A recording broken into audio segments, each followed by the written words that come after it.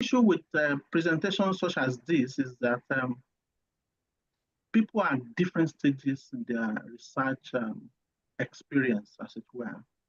Please note that this has been designed. Presentations such as this is that people are hearing myself. Is it possible to mute, sir? Okay. Yes. So because of that, I've designed this for, like I said, research enthusiasts, people who are at the very early stage, even people who don't really know what research is about. And I believe that even if we have some experience, the tendency is that we are also able to pick one or two things. And more importantly, you can even help me contribute to the discussion.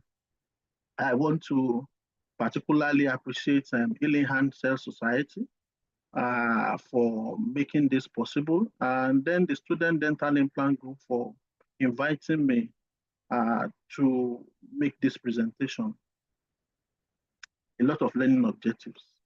But I think we should quickly go to what is research and why do we conduct research. I know that people are putting in where they are from, Ibadan, Calabar, but if you can also put in there why research, I think we'll be able to, I will appreciate that. We know that research is a systematic process that follows specific steps from idea generation to dissemination of findings. The key point here is that it is a systematic process. So we go about it one step at a time, following a particular pattern so that we get what we want.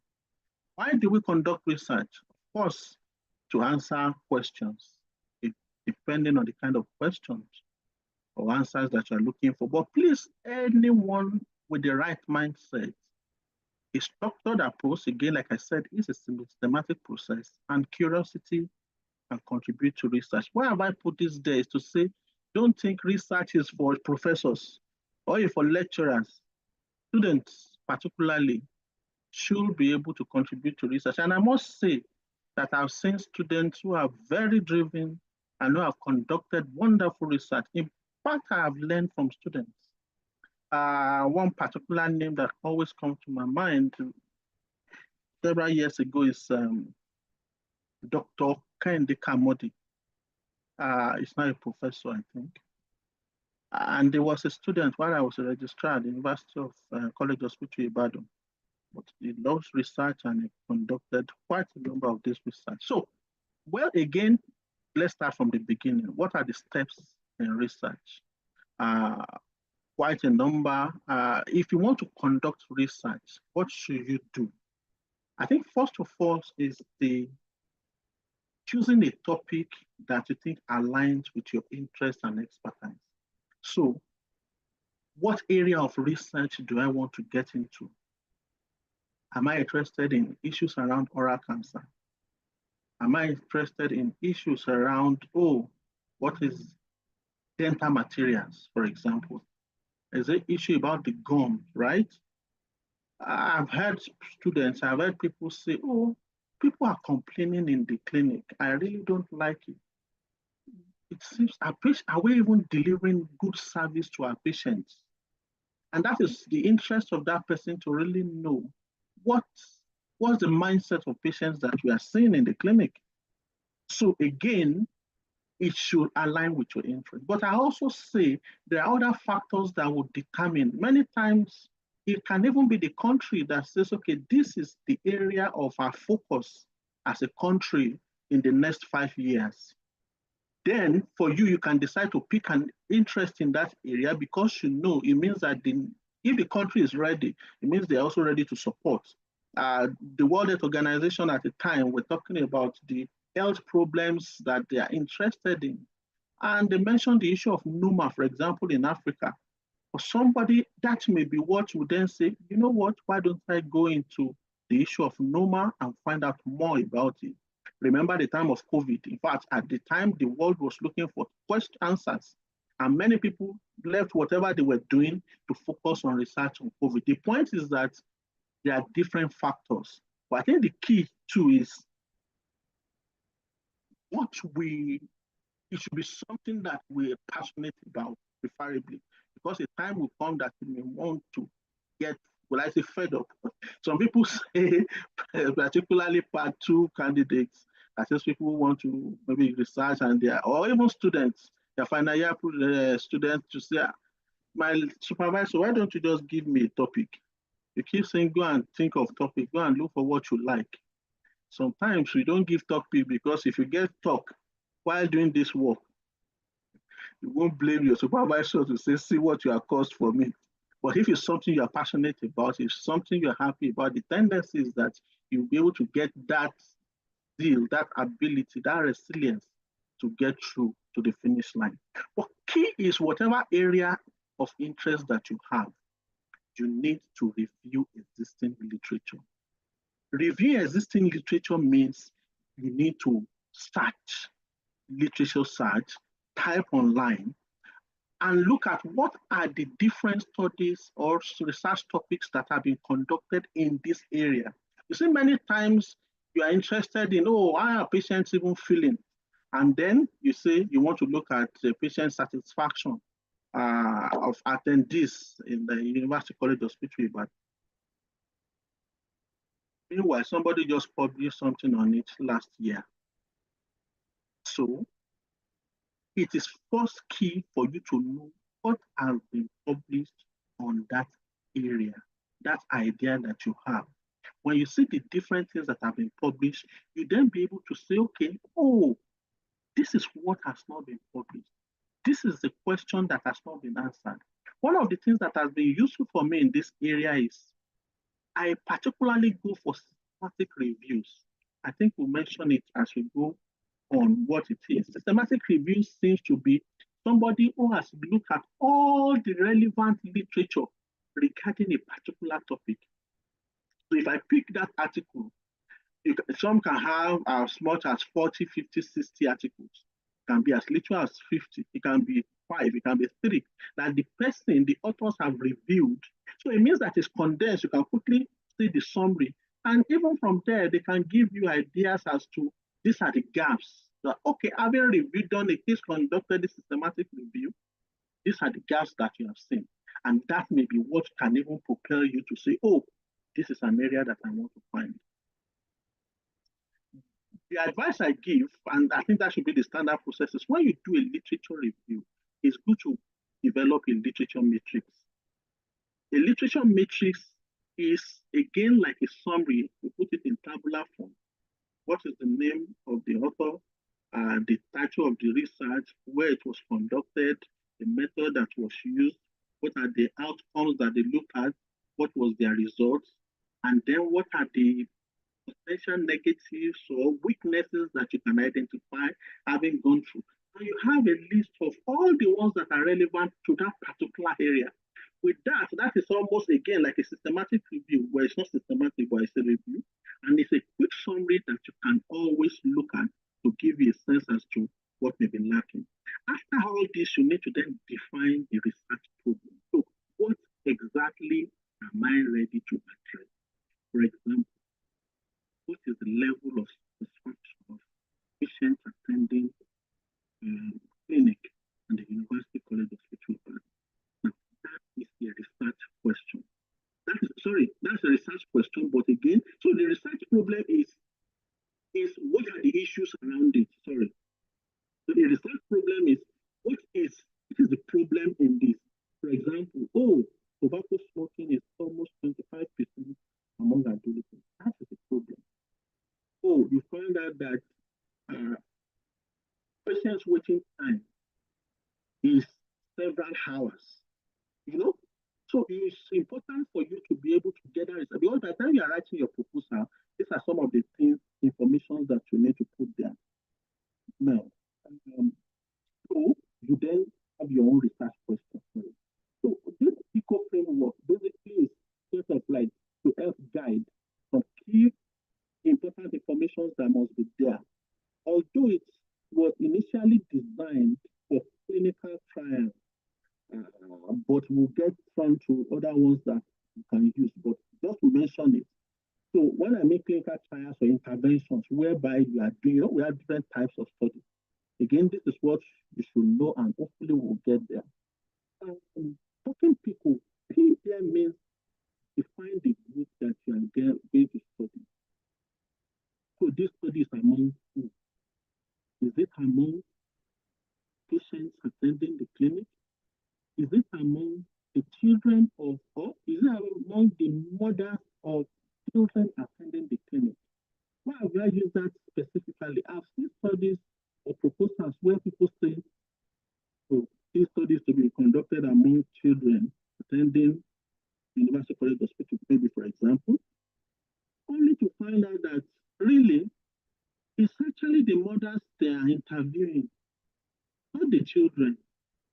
So you see that they've not defined well the study population.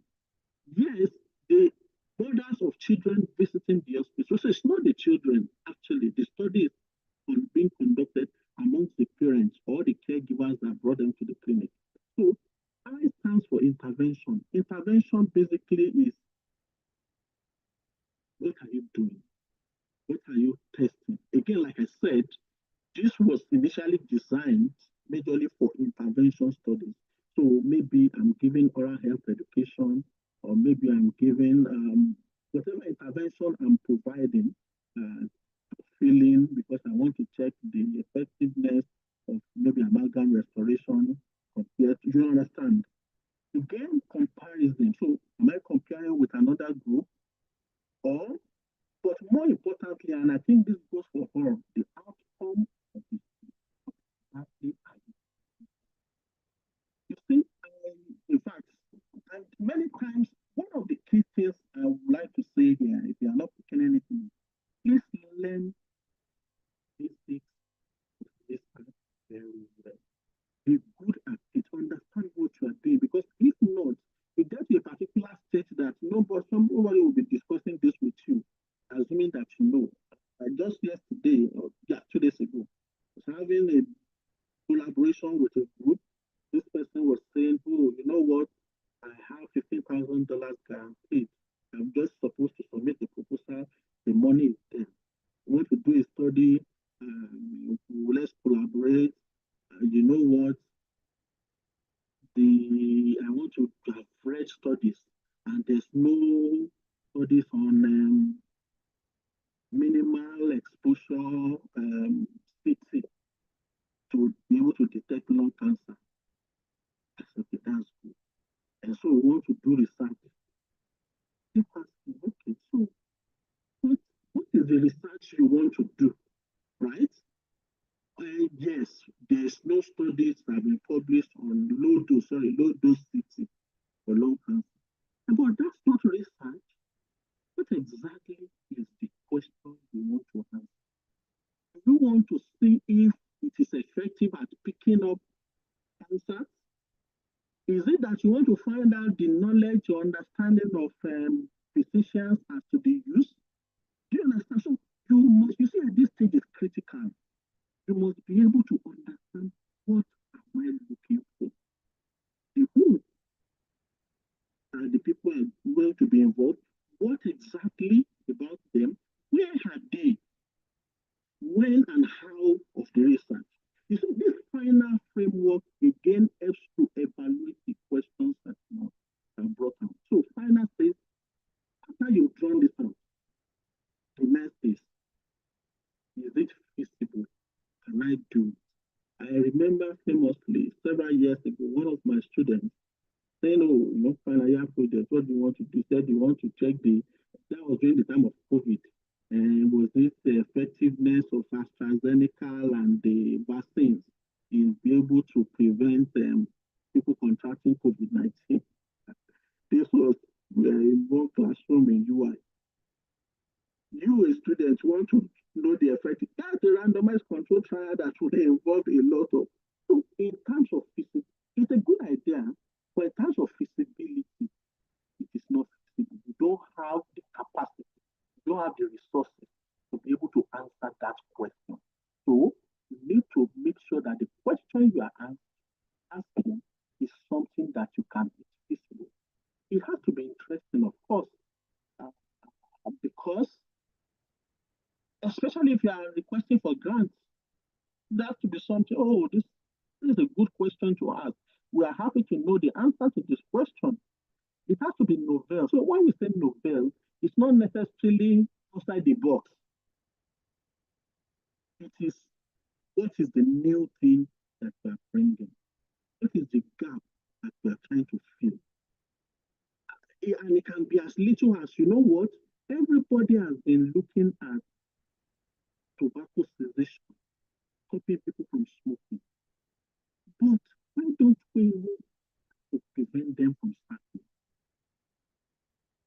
Why are we not looking at intention to smoke or susceptibility to smoke, and then we prevent people? Because we know that once people have started and they are addicted, they are not going to be able, it's difficult for them to stop. Now, that was the idea I had for my part two project. All these uh, studies have been doing tobacco cessation, and all of them have failed. None has been able to achieve cessation. And I said, you know what? Why don't we focus on preventing them from starting? So, again, being novel does not mean something out of this world. It's just getting the. And of course, look at it, is it ethical? Whatever question you want to answer, if you're going to go about it is important and is relevant at that particular time. After you have defined the problem, the study problem, now you need to go to the stage of designing a study to answer that question. So, design a study to be able to answer the question you are asking. Again, people miss this a lot. Or many times, sometimes when I say my students, if you want to know those who have copied from here, you see that the question, their study objectives are this, and then when they put the methodology, you start wondering, how is this going to answer this question you have asked? So please always know, have that at the back of your mind that whatever study you are designing is supposed to answer that questions that you have conceptualized. Now I put here, select the appropriate study approach and design. What do I mean by study approach? You, you may or may not have heard of quantitative research and qualitative research and mixed methods. If you have not, I'll explain. Quantitative many times deals with quantity. So when you are talking about how many people smoke,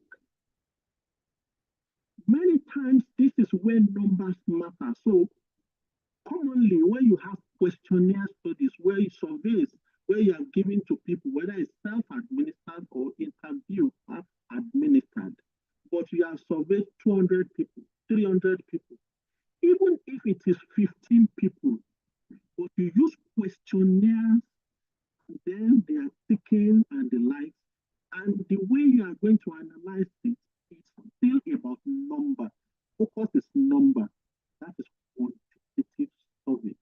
That is quantitative research, is an approach. Now you have the qualitative approach. Qualitative is dealing with quality. So you are not just interested in the quantity of responses, but you are more interested in the quality of those responses. So it's easy to ask, do you smoke? Yes, no. And out of 100, 5 says they smoke. You say 5 over 100, prevalence of smoking is 5. But if you want to know more about the type of smoke, you want to get an in-depth understanding, then you do qualitative, whereby you interview these people. So qualitative is talking about conducting interviews when you are dealing with human beings. So what are the types of interviews? Focus group discussion. You can see this is a picture showing me having focus group discussion with some students in the school. I don't know. I think I was trying to ask them around what are the things that reasons why we go into smoking, tobacco, and alcohol, using alcohol. Now, this is there's no questionnaire that you are filling here. You have your audio recorder and you record whatever they're saying, having taken their consent. You go back, you write it out, you analyze. It can be in-depth interview where it's one-on-one interview. It can be key informant interview. Again, This is an introduction. I just want you to know that we have these approaches. Apologies for those of you who are research groups who have even conducted these things in the past. Mixed method is when you combine the two. So you can have studies where you collect data quantitatively, you also interview. I just completed one recently. And there are several reasons why you want to do that. In fact, let me particularly give you one insight that came from that study. So it was a study conducted among tobacco vendors and was a bit to understand the compliance with the tobacco control law. Now, this was an insight that came from that study. You see, using the questionnaire, there was a question that says, do you sell to minor? That is, do you sell tobacco to children, minor? And you find out that, yes, many picked yes, but also almost 40%, no, about 20, 30% picked no, they don't sell to minor. Now, if I had stayed on that quantitative, I would have reported to say, oh, 30% of the vendors never sold to minor. But because I had a qualitative aspect to it, so I also interviewed them. And part of the questions were, oh, do you sell to minors and co? And they said, no, we don't. I don't sell to minors. I only sell to them when somebody sends them on errand. So somebody who said, I don't sell to minors, but now, because now they're discussing, was because to that person, selling to minor means selling to some child that wants to smoke. But when Iyashadia or Daddy Benga sends the minor to come and buy, she sends to that minor, but she doesn't see it as selling to minor because that was on an errand. Now, the law says don't sell to a child, whether it's minor, whether it's sent on an errand or not. So you see how qualitative can help you get an in-depth understanding of what quantitative is saying. So now when I was reporting how to add that part, these are some of the usefulness when you conduct mixed method. Again, I'm just, when I look this way, is the time I'm checking because there's a lot to discuss. I'm hoping that we'll have enough time to go through them. Of course, you then need to develop research instruments. So I've been mentioning questionnaires. If you're using a questionnaire, survey, or quantitative, you develop it. If you are doing a qualitative, yes, we also have what we call a question guide. Just maybe a few questions to guide your discussion. You know, we call it an interview. If you're going to interview someone too, you still have some points down, but it's not going to be a typical question. So that's called a question guide. Please, you need to obtain ethical answers for your study. It's quite important. Permit me to go back to qualitative. I've just told you about if it is human. Please note that when you conduct reviews, maybe a narrative review, systematic review, document review, those also falls under qualitative research, right? Many people don't know that. So, that conduct doing a systematic review or whatever is a qualitative research. That's not quantitative. Yeah, so ethical approval is important. And I advise that you do it because if you want to publish that, forget about if you want to publish, it is the ideal thing to do. There needs to be a committee that looks at what you plan to do and see that, yes, it is fitting, it is nice, you should go ahead. The ethics aspect of it, they look at it, but many times they don't just look at the ethics, they also look at the science and help you make improvement so that it's better. So please do it. Now, if you don't do it, you will still meet it in front, as our people will say. Because if you want to publish that work, the editor-in-chief of the journal is going to ask you for the ethical approval. And if you don't have the ethical approval, it may be difficult for you to publish in good journal. Ensure informed consent, confidentiality, voluntary participation. Yes, all this you have to do. Now, after you've obtained ethical approval, you have designed your instruments, your questionnaires are ready. The next is to start collecting your data.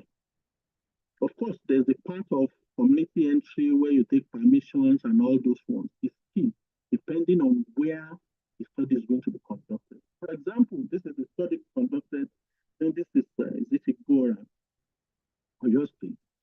It's a school, so you need to obtain permission from the Ministry of Education after ethical approval. So again, please, people miss that. Ethical approval is different from permission.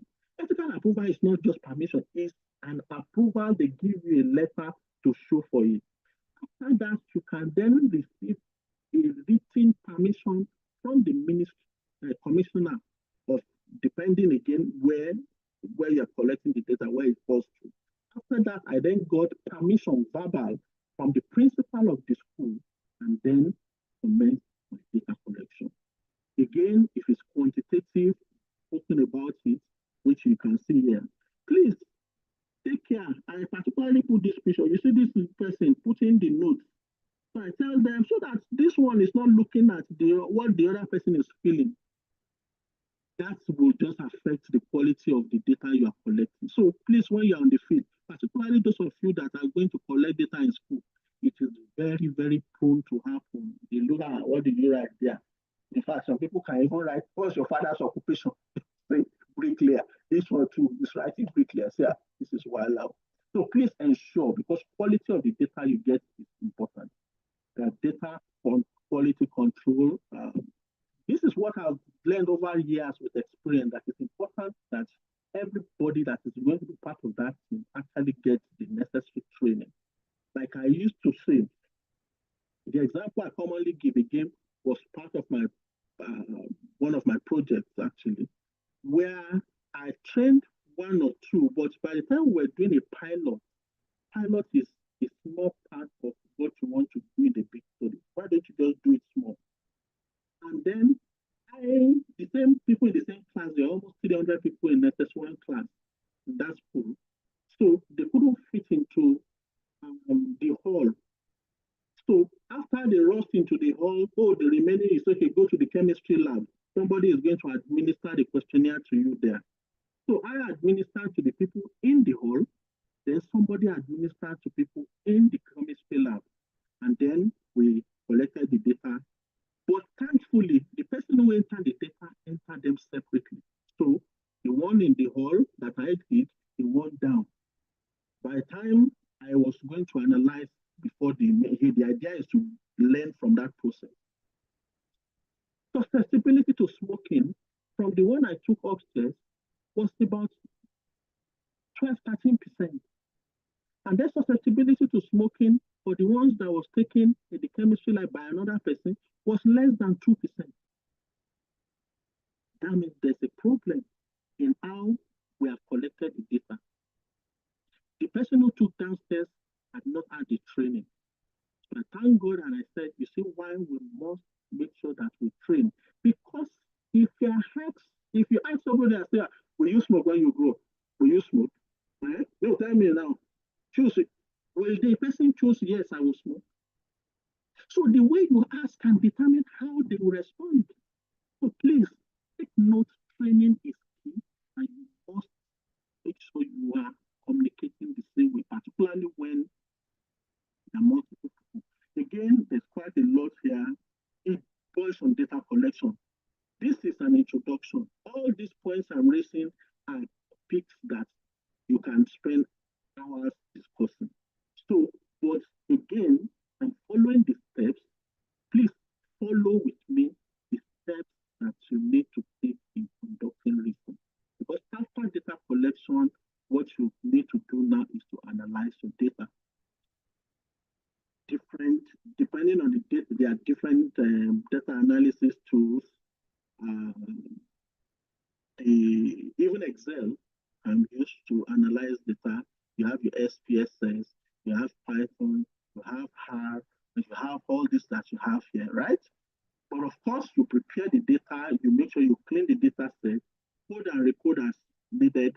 Here you are seeing thematic analysis. Thematic analysis is what you do when you're talking about qualitative. Again, very briefly, remember for quality, so you don't use SPSS to analyze qualitative data. All these ones I mentioned are for quantitative. For the qualitative, where you have interviewed, after the interview, you need to maybe audio recorded. You need to transcribe, write it out, in the language that was used, verbatim. The way we put it is verbatim. After it's been transcribed, you then translate to maybe English that you want to work with. If you didn't collect it, if the interview was not conducted in English. And after you have even translated to English, the ideal thing is to then do what we call back translation.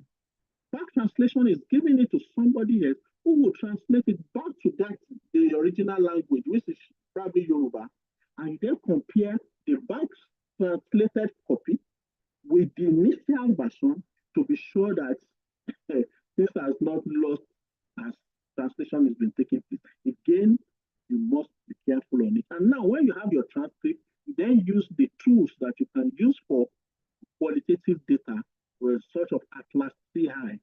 Uh, it's an example. MVivo is an example of what we use to analyze qualitative data. After you have your results, you need to disseminate the findings. First is it's good to conduct community feedback. You have gone to schools, you have gone to this community to collect information for them. Ideally, you should go back with that your finding. Oh, this was what we found when we did this. And while you are doing that, you have the stakeholders present. This is like this was a picture I saw. Anyway, this was almost let's say 6 years ago. No, it should be more than 7, 8 years ago. Where our students usually, when they go to Igbo or posting after their research, they then come and give feedback. And you can see members of the community are present. The students that went to school invited the students to take part in that exercise. Again, you are going to let them know what you found and how they can improve. Then others would include journal publications, conference presentation, engagement with policymakers. You can even publicize the research via the media, write blogs, op-eds, social media posts. The important thing is that this, for example, was a study that I conducted several years ago. I think this was 2021. And it was around, okay, what is the effect of when physicians ask if people smoke?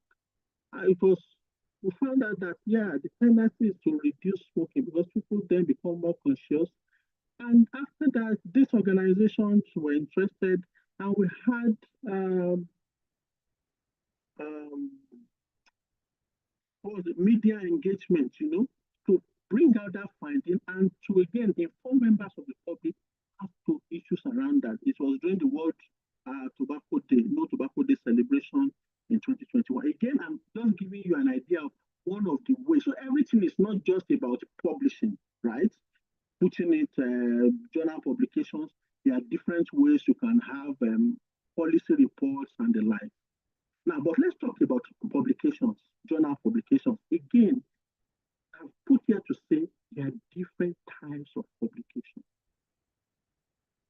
The one that is common that all of us will definitely know is the original research articles, where I've conducted a study, I've collected data, I've analyzed, I've gotten the results, and now I'm pushing out to this journal to say, publish it for me. That's a full-length original research paper. But apart from that, you also have what we call maybe short communications. Now, these ones may just be, yes, you have done your studies, you have done your program, but these are the quick findings, Sometimes you may not have even completed the research. Maybe it's a longitudinal. Longitudinal means it's something that is going to take years or several times, but you have gotten preliminary data findings, and you're just writing to, again, you are going to publish it in a journal as short communications or brief reports. They are not usually very long. Then review articles, whereby you have not gone to the field to collect data that you analyze.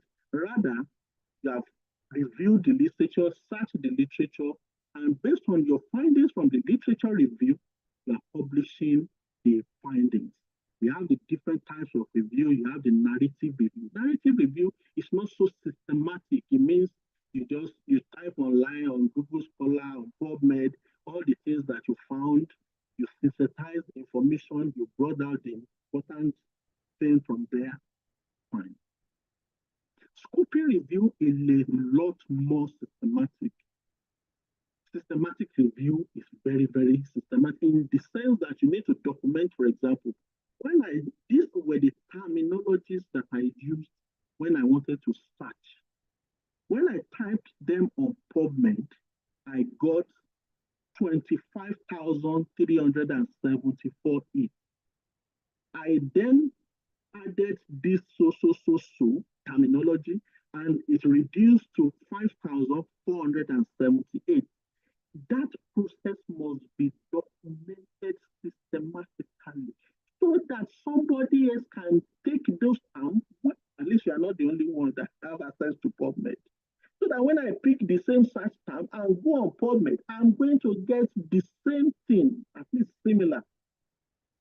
That is systematic review. Again, that can be published. And part of it can now be what we call the meta-analysis. Meta-analysis is saying, oh, everybody has done prevalence of smoking in Nigeria. I conducted that study in Ibadan. I got 5.8%. Somebody conducted the study in Benin, got 7.9%. Among adolescents who attended secondary school, somebody did that study in Port Harcourt, the person got 21.8%. Somebody did in Kano, he got 35.8%.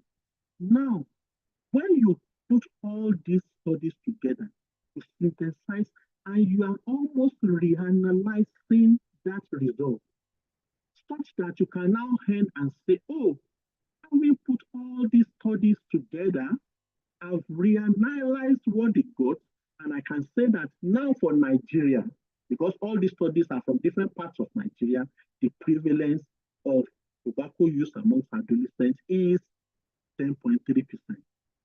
You see, you have come out with a different, which is more like an average of all that has happened, but you have conducted analysis. And we have studies like that. Of course, you need to have the expertise before you can go into such level. But I'm just saying again, these are different types of things that are published. So when you are looking into literature, when you are reading the literature, you should also be able to say, what am I reading? Is this an original research? Is this a systematic review? Of course, a systematic review will hold more power or more, because it has more rigor than a narrative review where somebody just say, oh, we don't even know if you start well. Many of my students will come and say, I've searched for this thing, I didn't see any article. Even when I know I published on that article. Again, it happened at a meeting, a collaborative meeting that I had with some people. Somebody in the US wanted to work around susceptibility to tobacco use in Nigeria. And after searching, she brought out the things that she got, like no study. Meanwhile, I published on susceptibility to tobacco use among adolescents in Ibadan, Nigeria, yet it's not there. So in my mind, I already think, yeah, this person, we still need to work on how she's searching. And this is an associate professor. So my point is that systematic review will definitely hold better listening. Now, people can even publish protocols. So what are protocols? Remember, I said you write research proposal. For example, the one you submitted to ethics to get ethical approval. That's a proposal. Some of us also write proposals to our supervisor for the study that we want to do. You can actually publish that proposal. You can publish the protocol. There are some journals that allow for that. So again, go on, visit journals, look at the type of things that they publish, and you've not even conducted the study. This is just the proposal you have developed. Oh, I plan to do so, and so. And it's been encouraged these days, particularly for clinical trials, for intervention studies, because once you have published it, you won't be able to change the goalpost later on. Some people will have in the proposal and say that, oh, this my drug is going to cure everything. By the time they finish, it has not cured everything. They may start changing tone. But if they publish the protocol, people are going to say, but this was how you said you are going to do it. That's not what you have now done, what has happened. So it's really encouraged. Now, again, this is just to give you examples of such publications. This, for example, is, you can see,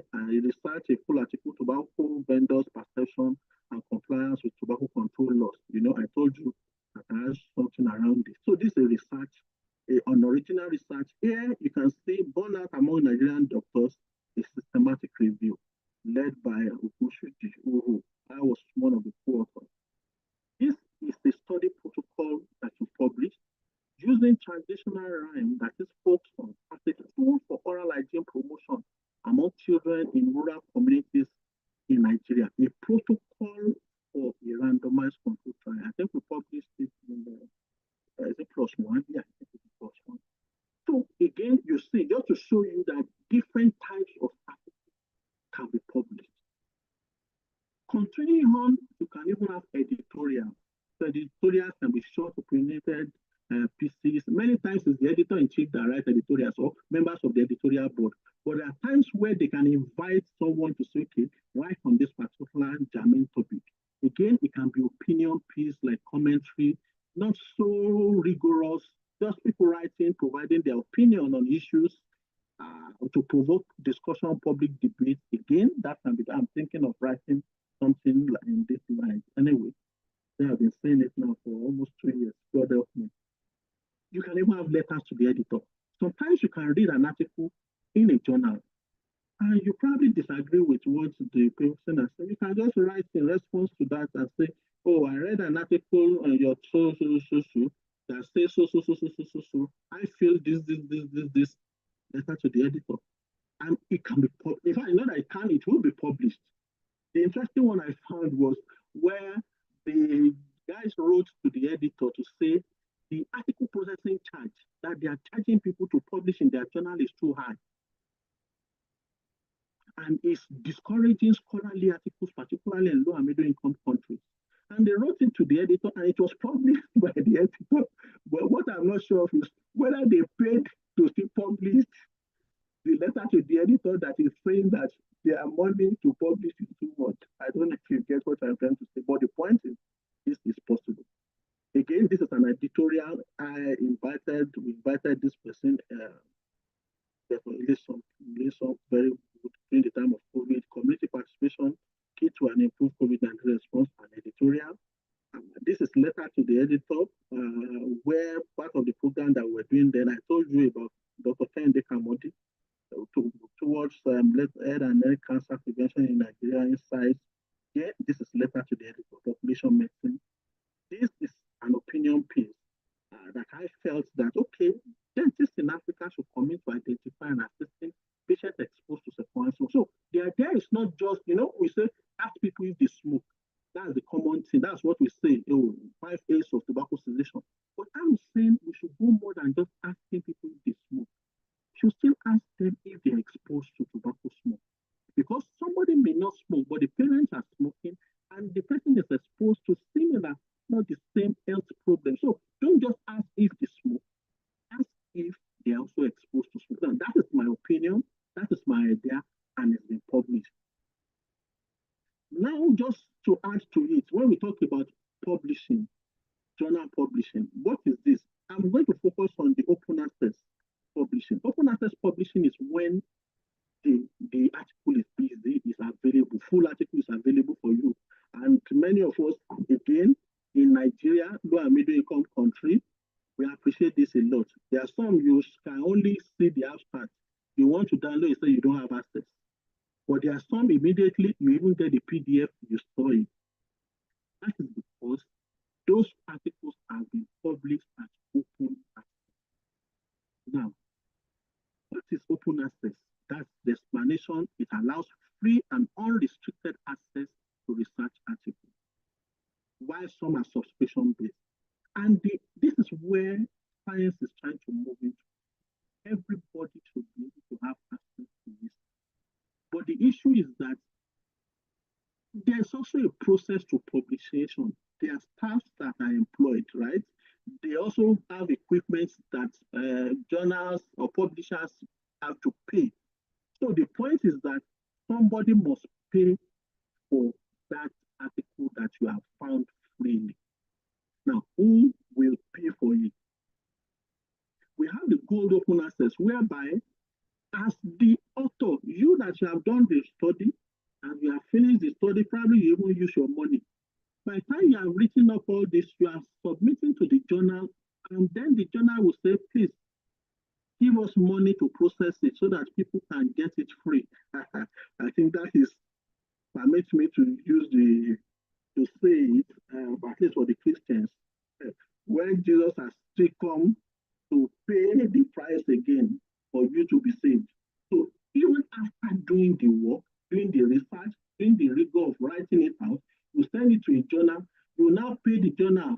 Take, I want it to be free so that people can download it. So when you go online and you are easily able to download articles, know that somebody has paid. It may be the author that has paid. It may be the organization. So some journals are owned by associations, Association of Medical Oncologists, or Association of University of Ibadan, Annals of Ibadan, Postgraduate Medical, Postgraduate Medicine. That's ARDUC, sorry, resident doctors. And they are paying, they are probably deducting from their members to subsidize. So the point is somebody is paying, but it's good. The reason why it is good is because for researchers, it makes your work easily visible. As people are able to download it, that means they're able to work, use it, and then they can cite it. And as they cite it, then your work is being known globally. And then faster dissemination of the finding, because again, there's no restriction on it. So far, it has made the processes, everything is fine, it's available online. It helps for dissemination. For the global equity in the sense of saying, again, equity. Even people in poorer countries, people who don't have money, who the institution are not supporting, are still able to get access to good quality research. And again, for the society and the like. So, but again, I brought that for you to know again that in this journey, publishing mention the different things they can publish and then talk about the open access or closed access. So again, if you don't have money, you can decide to go for closed access, that is the subscription base. So they will publish it for you. You won't pay. It is going to be the readers that will have to pay. That is, if they really want to know what is there, they may probably subscribe or pay a token to the journal so that they can read your article. That is the other thing to do. So I don't have money to publish. There are still journals that you can publish without paying, just that it will be restricted. But some may even give you option to just restrict it, maybe for a year or maybe for 6 months. After 6 months, you can start sharing it yourself because you have a copy. You can put it online and people can access it. But that period must, if you send it out within that period, they may have to charge you. Predatory journals is what you should be wary about. What are predatory journals? These are fake, low-quality journals that exploit researchers for free. You know, because now you want your work to go out, you want people to be able to access your research, you are happy to pay article processing fee. These ones are just collecting money from you. Say, don't worry, bring your paper, submit it to us, we will publish it for you within 4 days. In fact, we have a fast peer review process because peer review means that when you send a paper to a journal, actually the journal will quickly look at it, does it follow a guideline, are we interested in it? If not, they send it back. That's desk rejection. But if they think they will send it to reviewers, people who are going to read that work, critique it, make suggestions, or advise the journal, the editor-in-chief to either say, you know what, reject this work is very bad. Or reject with major correction. Reject, but they can resubmit. That means there's a major correction, but if they can correct it, they return. They can say, okay, accept with minor correction. So they just went to minor correction. It's hardly possible that they say just accept as it is. But you see, there's a rigorous process of review. For these predatory journals, they don't go through all that. Whatever you send, in a matter of days, they say it's accepted. You just want to get your money. But we also know them. So when your work is published, and you say, where did you publish it? You say you publish it in International Journal of Google. Say, this is predatory journal. Can't accept it from you. But it makes you look bad. Look at their common tactics. They send you a lot of emails telling you good things about their journal and why you should come and publish with them. They start giving you a lot. They say, impact factor. We have impact factor of 7.8. How to identify them? They lack proper peer review process, like I said, fake impact factor, excessive publication fees without transparency, poorly structured websites. You even see them, grammatical errors. You'll be wondering, what is this? Please run away from them. This is the time you run. Because if you get into their net, it's serious. I've almost had that experience. Maybe I can quickly share it. So I got that research. Again, it was arguably one of my first. So the idea of predatory journals, I didn't know very well then. But I saw it, Hydorium journal, fine. I sent the work, and after a brief period, said the paper has been published. Just send it back. Okay, it's ready. I should pay money. But the good thing is that within that period, I had the chance again of knowing more about predatory journals. So I started searching, and I think I found them. There's a list, what we call the billion list then, although they don't use it now, of predatory journals. BL list, BALY. So, and I saw the name of that. Hey, voila, the stuff is with them. They will send to me to say, okay, I should pay so that it's going to be published. What am I going to do now? I first kept quiet for a long time. Later, I had to use diplomacy to respond. I didn't fight. I didn't say they are predatory. I just had to tell them. I just wrote something official and then left that article. I didn't even go back there for almost 6 months until I then took it later, sent it to another journal. A friend of mine got into something similar. In his own case, immediately it happened, they then say, oh, okay, you can't pay $2,000. Okay, pay 1,500. That will say, I still don't have money. Okay, pay 1,200. This will say, I don't have. Later on, they said, you know what? If you don't pay, we will make sure that you are not able to publish this paper somewhere else. And you know, it's wrong, it's a crime, if I can use the word, for you to publish the same paper two places. In fact, when you want to submit, the journal will ask you, have you submitted or is this paper being considered or has it been published in the journal before? That's one standard. So you must not do it. So what those ones now said is, if we find out that you have published it in another journal, we will now publish it again in our own journal, put you in trouble unless you give us money. So please, you must be careful. I think so. They will send emails to. I will give email. Hey, professor, so. We have seen your research is good. This is an example of the email I got. This was in October. I get this at least 3 every week. Every week. See, dear researcher, IJPMS Journal welcomes research scholars and scientists from different domains in the realm of open access publication. All submitted papers will be peer-reviewed, published online and in print. Important dates, current issue. See, they sent me an email October 18th, and they said submission last date is October 26th, so they want to quickly drop something. Then acknowledge of submission, acceptance notification within 4 to 7 days. So they are saying that they will accept, if I submit my paper, they will accept it within 4 to 7 days. Will that go to peer review? No. And one of the things you also see to find out, look at the name.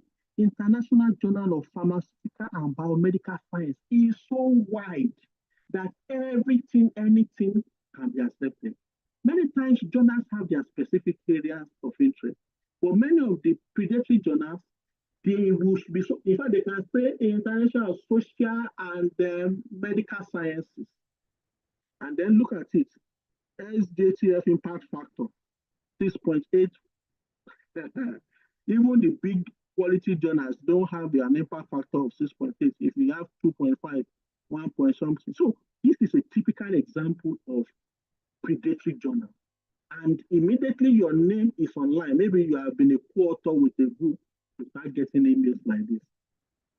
I'm trying to check the time. Okay, so how should you choose the right journal? I told you the ones not to go for. First is identify the field of study that is related. Now, I'm doing a study around tobacco use. There are journals that are dedicated to tobacco. We have tobacco control journal, that's the name of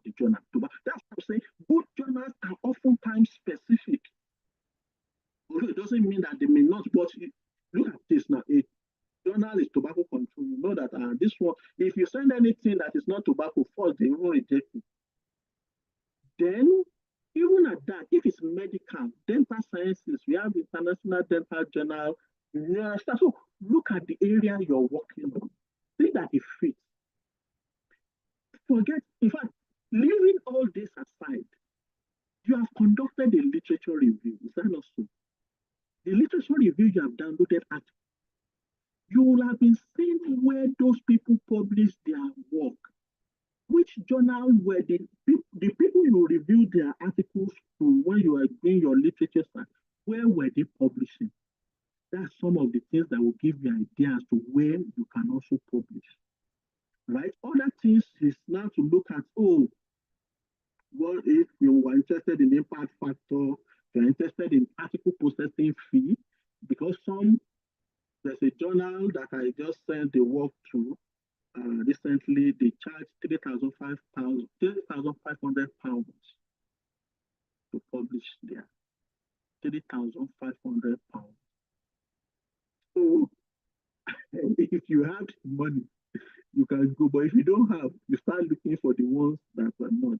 But the good thing for this was that I applied for waiver to waive the article processing fee, and they wrote to me to say they have waived the article processing fee completely. But please go, and so why am I telling you this is, don't, because you've seen article processing fee that is like, run away. Another thing you can do is to look at the details. Some offer waiver, some can over 50%. Plus one is a good journal, very good journal. To find that you are from Nigeria or low and middle income country, it's already 50% waiver start. I think if you have $500, you publish there or thereabout. So go and read that, and that can give you an idea. So don't just run away because of APC. That's the information. You can interact with the journal, and they will let you know. But you must do that before you submit or before your paper has been accepted. If you send the paper to them after they've gone through the process, the while of review, and now you are told your paper is accepted, you now say, do it for me for free. Quick question, Dr. Fagbule. We do have a question here. So before we go too far, let me see if you can answer. Are you able to see the Q&A?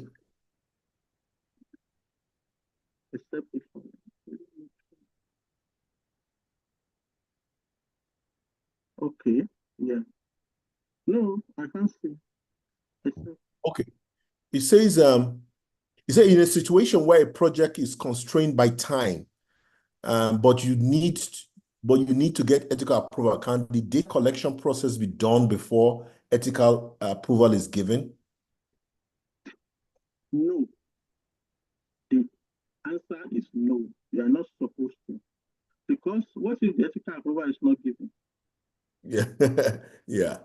Or what if they modify? Because sometimes and it has happened to me before, you submit, and then after they review, they say, no, this cannot be done this way. You have to do it this way. So what is going to happen? So ideally, you are not supposed to do it. But many people oftentimes they do, including myself. But it is wrong. The ideal thing is get ethical approval before you go. In fact, when in a situation where you are going to obtain permission, I mentioned permission from maybe the Ministry of Education, they are going to ask you for the letter of approval or ethical approval for that study. So the right thing is get ethical approval before you do. And you see, I just mentioned that at has happened. It's not something I would want to get into again, ever, because when I wanted to publish the work, it now requested for where is the ethical approval. Now, the date of ethical approval, imagine ethical approval. I did a work that I followed people up for almost 12 months. I finished that work in January. I wanted to publish that year. Now, my ethical approval is now reading October. you see, it's already a problem. So you start having to write or look for the ones who will not say things. So not to waste time, the answer is actually no, even if you are pressed for time. If you are pressed for time, you can also interact with the ethics committee if they can help you. If you at least have a relationship, you can go there, talk to them. Again, such has happened to me before. I wanted to apply actually for a small grant, but that grant says that you should already have ethical approval for the project. Now, I need to submit the proposal. It's going to close, was it in less than a week? And I just finished writing this thing. I sent to the ethics. I spoke to them, discussed, can you please? And I was lucky. They were able to, it was reviewed because they was sent to me to say, make corrections. I made the corrections and I got the ethical approval just in time to apply. I don't know if there's any other question there, sir. It's a question. There's another, just two more questions here. He said, what happens when you realize that during the data analysis that your data collection method and result is not very useful? What do you do? Yeah. Well, you still publish it as that.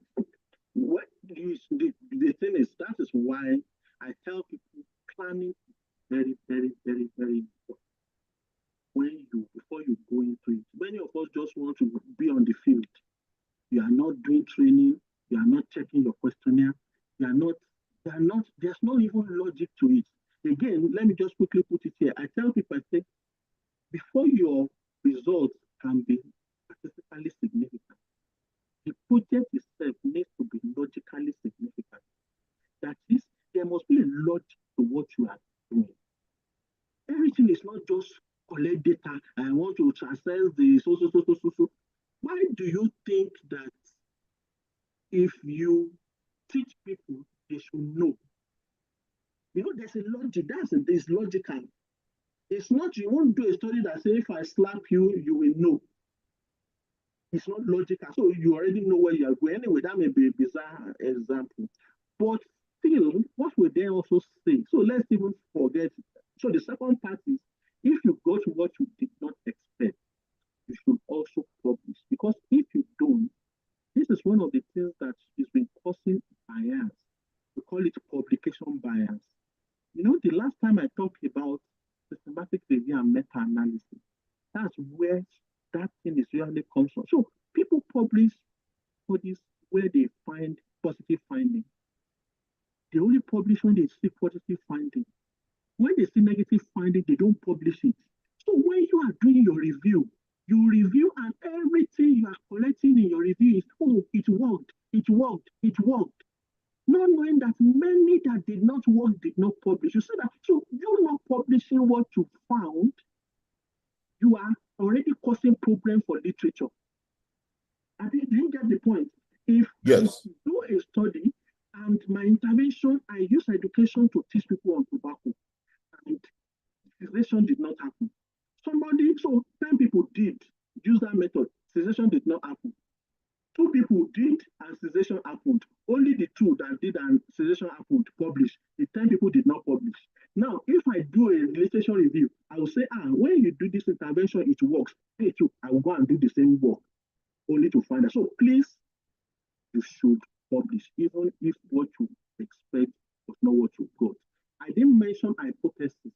Hypothesis is first is null hypothesis. So even at fact, we believe that it's not going to work. What you are thinking is not going to happen. That is how research is. Null hypothesis says that this health education intervention will not change the position of the students. While the alternate is this intervention changed.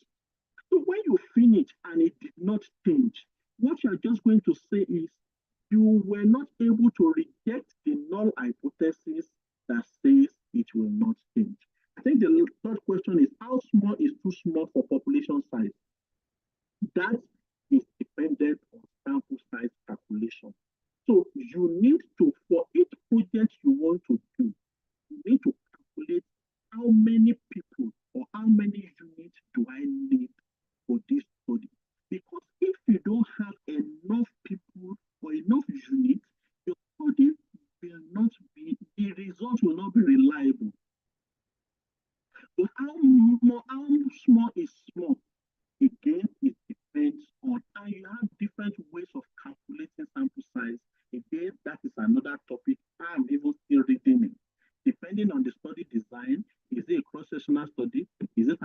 combination study? Is it a cohort study? You need to calculate and know the number. But the key that I want you to know is this: because many times you run away from number. Somebody say, "I'll help you calculate. Don't worry, you will now need more than 50 people, and you will like that one." Please know that number gives your study power. So what is power? Power to be able to detect a difference. Power to be able to detect a difference. The common example I give is my friend who did a study amongst people using denture. So he used flexible denture and the regular removable denture to be able to compare the satisfaction. So he got, I think, maybe 10 here, 10 people here, 10 people here. Flexible denture is no, it's costly, it's self-funded. Okay, fine, it was approved. When he finished, if, for example, 8 people that use flexible denture liked it. Now, for those people who use the normal acrylic denture, 5 people liked it. So that means this is 8 versus 5. But it was not statistically significant. And he was telling me, I said, of course, now what do you expect? Your study does not have enough power to be able to detect that 8 is different from 5 because there are too few people there. If you have done this same study and used 100 people and got 80 and 50, it's likely that you will find statistical significance because your study has enough people, has enough power to be able to detect a difference. So you see many of the studies that they do here, funded ones, when they give you the result, is significant because they are recruiting 2,000 people, 500 people, 1,000 people. They find it significant, but the ones we are doing there, where you struggle to get 100, 50, it's not significant. So please don't just run to small number. Make sure that the sample size is calculated appropriately and whatever it gives you. Remember, it is the minimum sample size. It means that it can even be higher, but it must not go lower than that. All right. Thank you so much. The questions have been answered. Thanks. Go ahead. Yeah, thank you. So the next one I want to quickly go about, don't worry, we'll finish very fast, very soon, hopefully, is plagiarism and research misconduct. Please, as you are starting research, ensure that you don't plagiarize. Don't engage in research misconduct because it's easy. You may get away with it little by little. It then becomes part of you and it can become a problem later. Remember the unfortunate situation of, is it the president of Harvard? I'm not sure, during the time of this thing, and then they just came that the research he did during a dissertation, PhD, almost over 20 years ago. There's plagiarism there.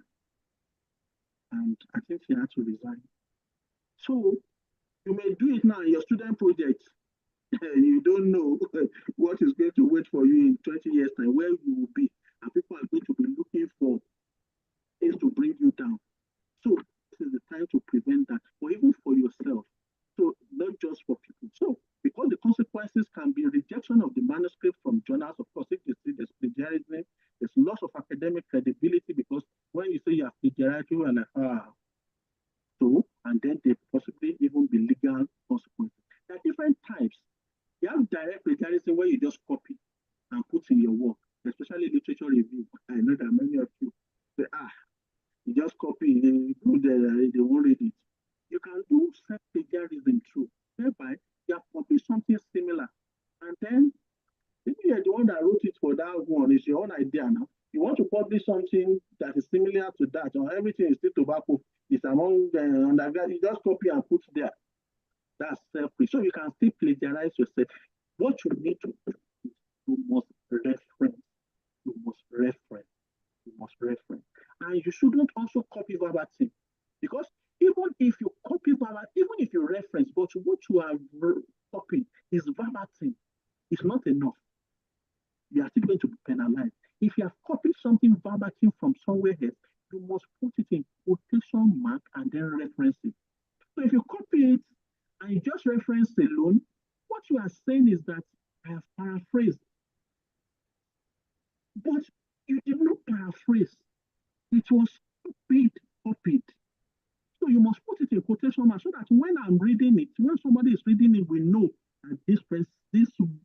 utensil, you copied it, and it is from this person that you copied, and this is the page number where you can find it.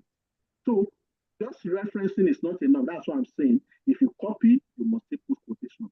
Other research misconducts that are grievous is data fabrication, making up results. Like the person said, now what you are expecting is not what you are finding.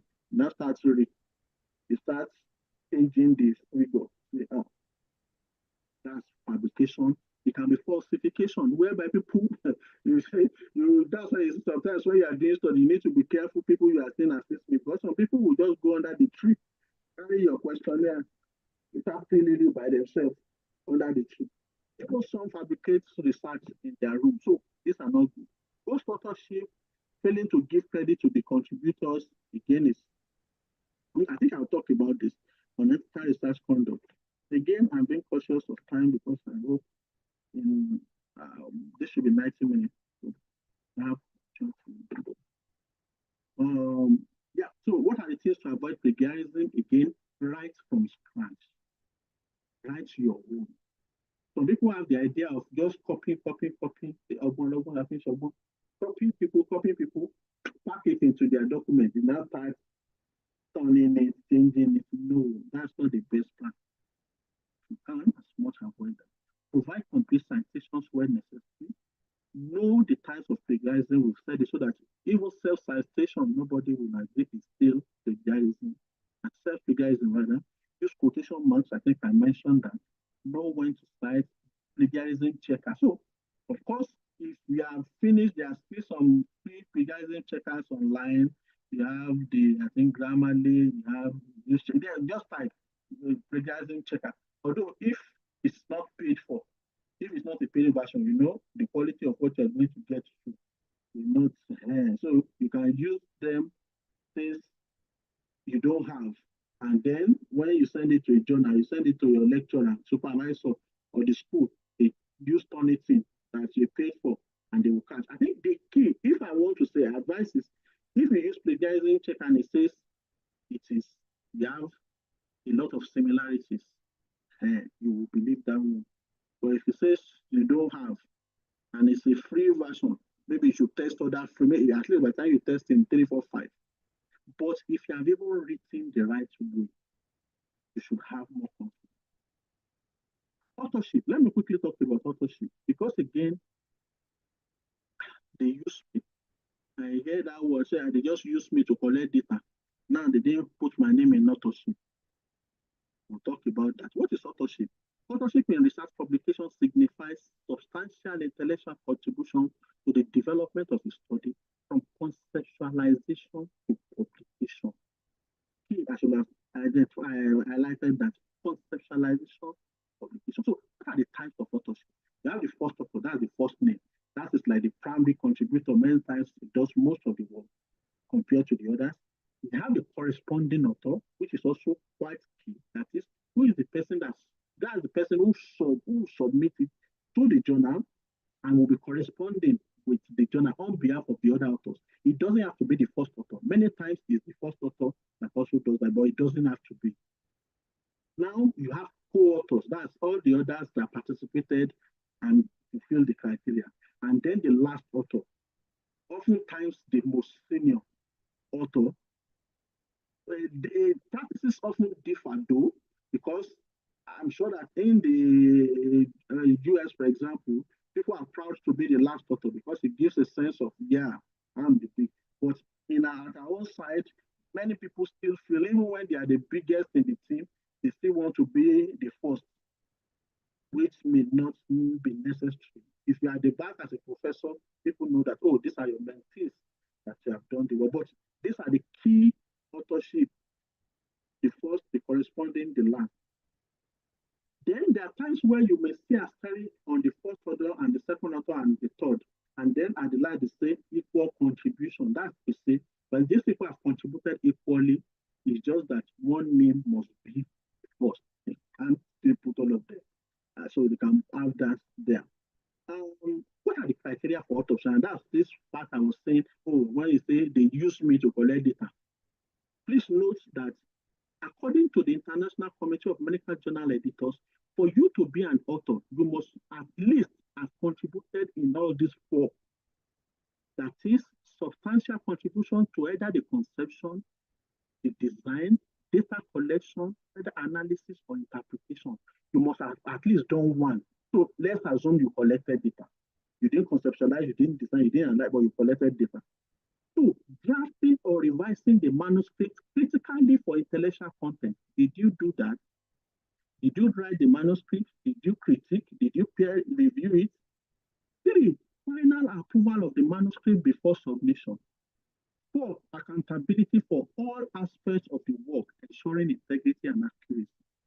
You need to have fulfilled this four to be an author. But that said, I'm also not trying to support, because I know that many people also just use people to collect data. But when it's time for them to draft or revise, they don't even call to them again.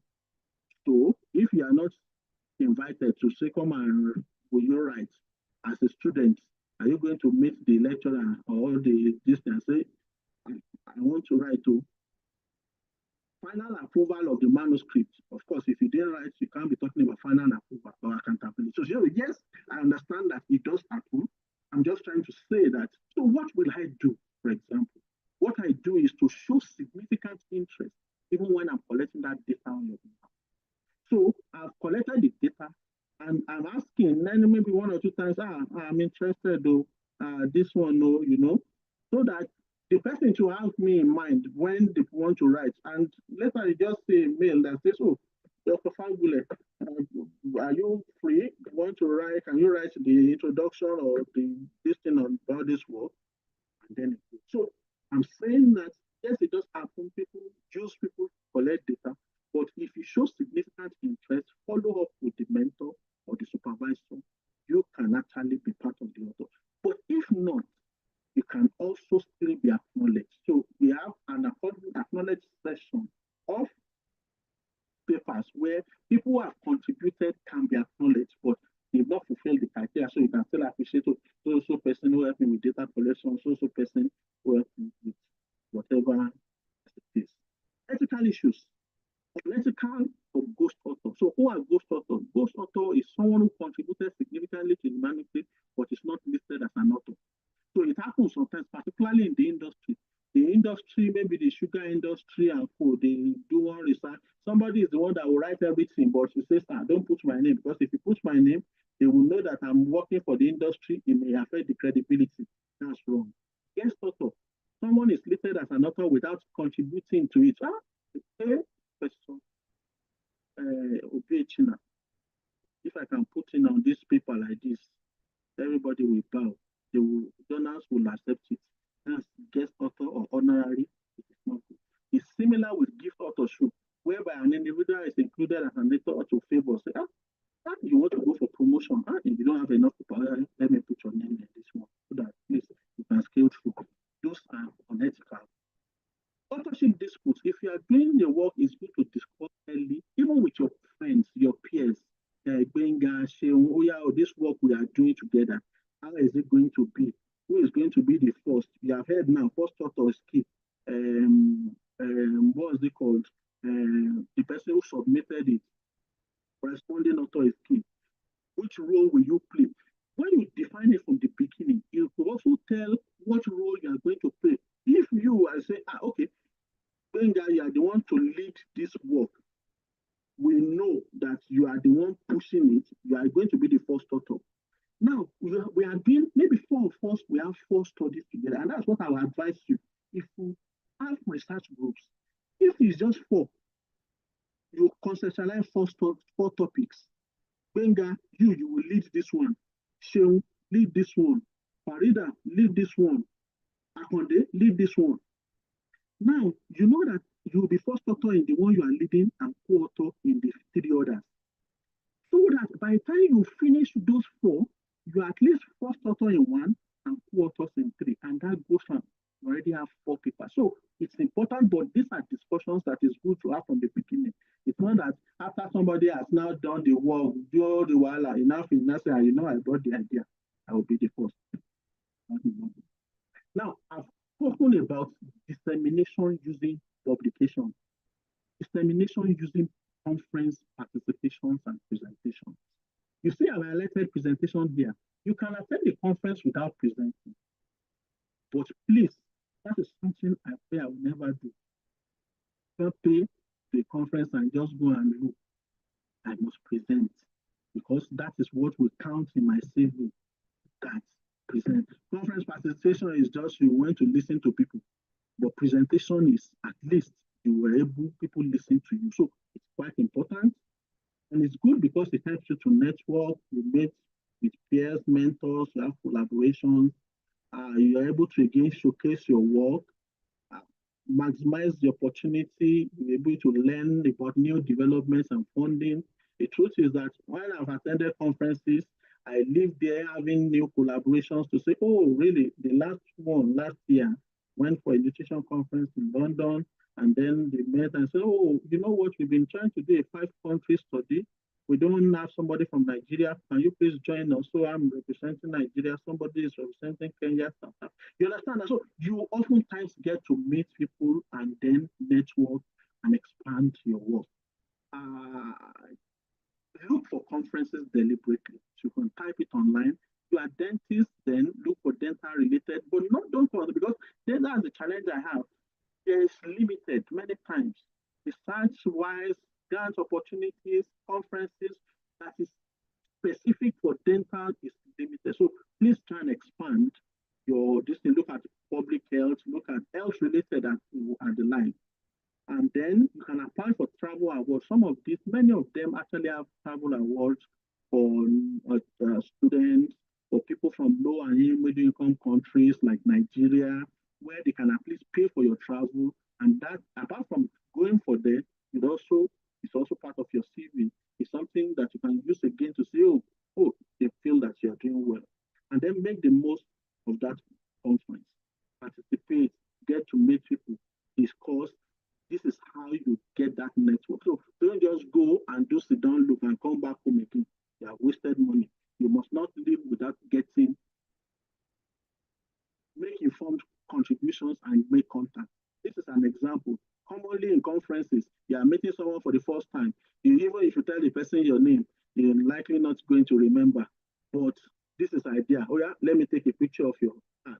Let me take a picture so that by the time I'm sending an email to this person, the person I'm adding this one to it, or in fact, many times I take pictures together with them, I'm adding it as part of the email. I'm like, yeah. At least you can't deny that we didn't meet with this kind of thing. So this is an idea that you can also think about. Funding is very important, but of course, grant proposal writing, right to apply for research grants.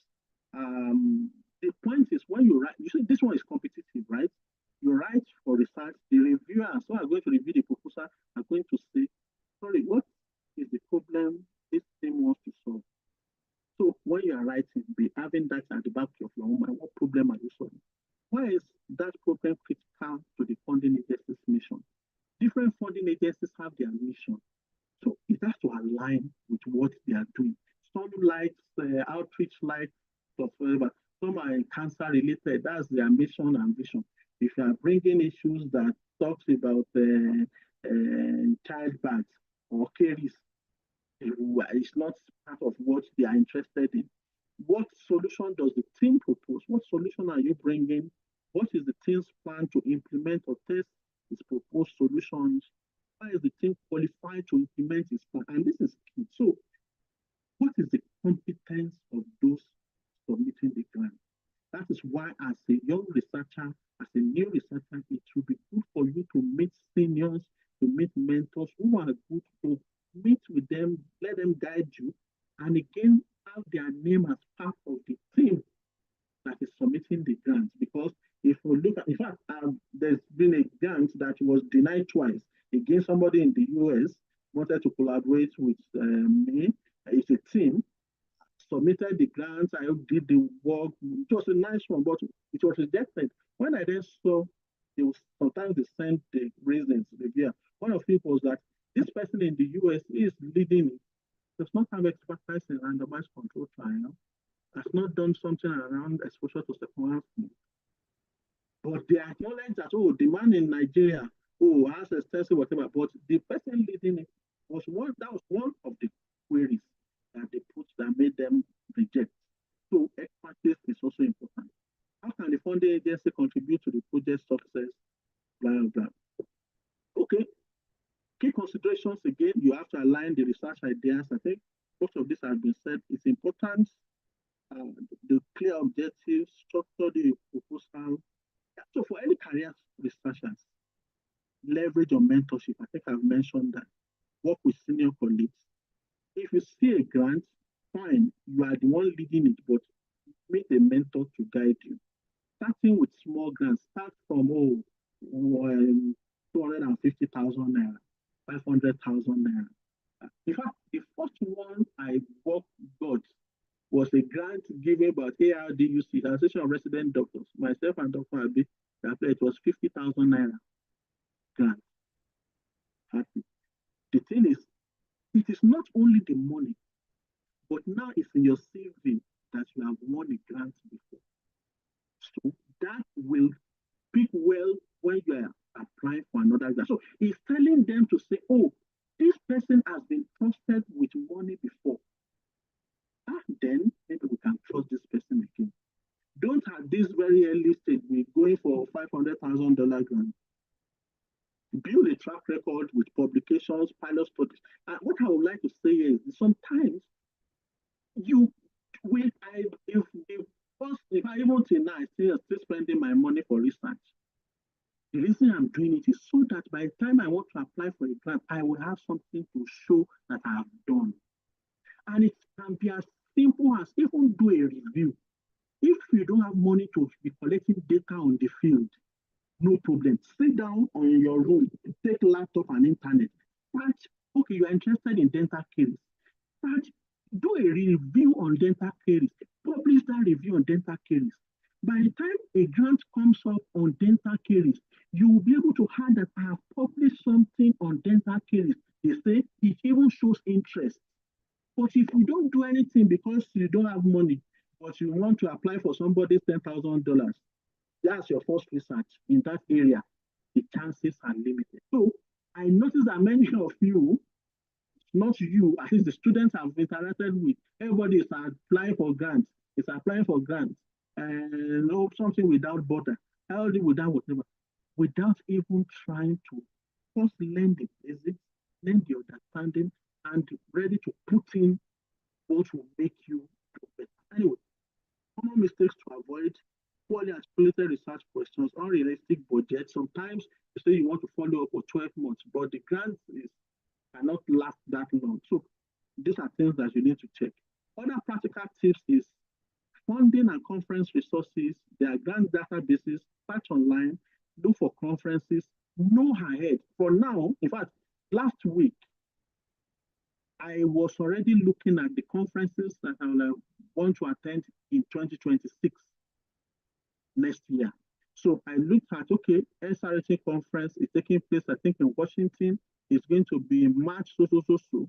IDEA conference is taking place in this, so. You plan ahead, you already know. So if there are things that you need to meet up with, you already know. I'm already thinking, what kind of studying am I going to do? I will submit for next year's conference. I'm already thinking about that now. I'm going to be presenting at S19 next month. That study, I planned it last year. That is the idea. Effective time management, of course, is clear. Writing skills for success. You need to learn and seeking peers and mentors for review. Again, in terms of networking, that expand your network. LinkedIn is for professional, this kind of scholarly works, right? So get in that space. From there, you can meet people, and not just even meet people. Now, this is mine, and up until, was it less than 2 years ago, that I now had to design something, at least representative, because I applied for something. And then, after about a month, I just saw somebody viewed your profile on LinkedIn. It was from that organization. They are found to check me out. Oh, and my LinkedIn was so poor, there was almost nothing there. I was now started updating and praying that they will come back again. Maybe they will come back again and check. So the things I did last year I attended, they didn't come back again. I didn't get it. I was denied. So again, know that for professional applications and many times LinkedIn play a role.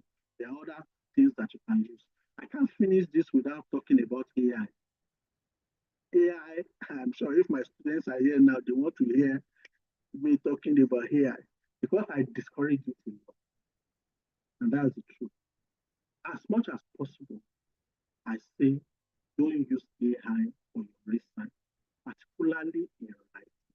And why have I said that? The reason I've said that is because you still don't know what is right, what is correct.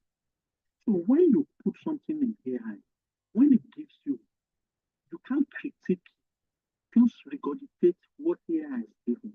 And from my own experience and the experience of others, many times AI gives wrong information. It mixes things up. So if you already know that if you write mean, you could put standard deviation with it. If you put something on this thing and it gives you mean without putting standard deviation, because you know, you'll be able to put it yourself. But because you don't know, you will just throw out the same thing. So I'm saying, first learn the right way, confident in yourself. Then you can then use it as a tool to assist you, but not a replacement for your own critical thinking. We don't have a lot of time, so I can't go into those details again. And of course, the ethical issues around that. Please note that now, for some journals, they accept that if you use AI, you should just declare it and say what you used it, you used it for. You know, they will also check. If you if you contribute substantially, some journals are able to say you are now allowed to make AI part of the author, while some journals frown against it completely. From my own, as the reason talking to students, talking to early researchers, the reason why I'm saying avoid it is because there's a lot of. In fact, let me give you one quick example, one story, and then we'll end it there. I was working with somebody, with a group, to write a chapter of a book chapter. I would be on it for several months. And we say, Waku, send your work, send your work. Next thing, the person just called me. The person is a senior person, not mentioning it. You know what? I just discussed with my friend who is in medicine. This is dental related work. The person said, okay, no problem. Within some days, the person has written almost 60 pages of dental related on that topic. Can you imagine? I felt like crying. This is somebody in medicine writing such a this thing. We have been struggling with it for months. She was talking. I didn't say in the beginning. I said, man, can you just send it to me? Send it to me, man. Of course, when I received it, just reading the first three lines, I knew that this was AI generated text. Number one, it won't talk scientifically. Number two is references are messed up. Number three is there's a lot of repetition that normally there's a way we write. So I then told her, and later she found that she started from the beginning.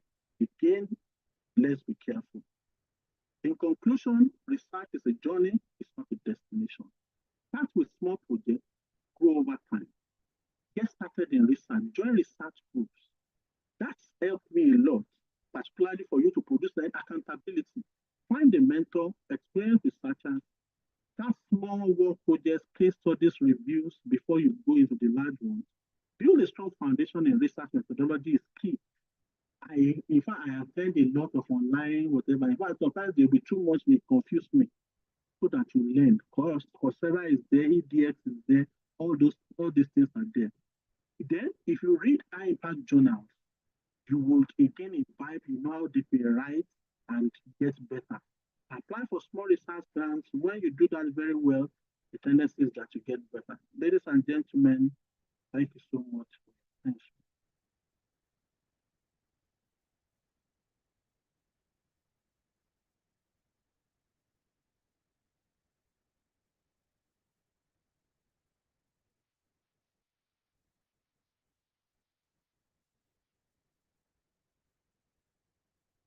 Sorry, can you still hear me? Yes, there's one last question here, sir. Okay. Last question. Thank you so much. It has been a very, I hope our viewers, I believe you have learned, because this is very, very detailed, very, very, you went down, so to all the details, everything that is necessary, authorship. I mean, those slides were really, really powerful. There's one question here. So what's the difference between data cleaning and falsification? Okay. Thank you for the question. Good question. So data cleaning is looking at the data and checking for errors.